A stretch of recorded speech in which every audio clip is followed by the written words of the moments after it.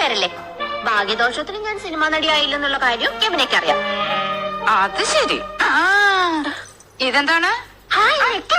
എവിടുന്നാ ചേച്ചി? എന്റെ കൂട്ടുകാരി ഭവാനിയുടെ അടുത്തൊന്ന് കടം വാങ്ങിച്ചതാ. ഇതൊന്ന് കെട്ടിത്തന്നേ. എന്റെ പൊന്നും കൊടുത്ത ചേച്ചിയല്ലേ, ഇത് എനിക്ക് തരുമോ? എനിക്കിതാ ചേച്ചി.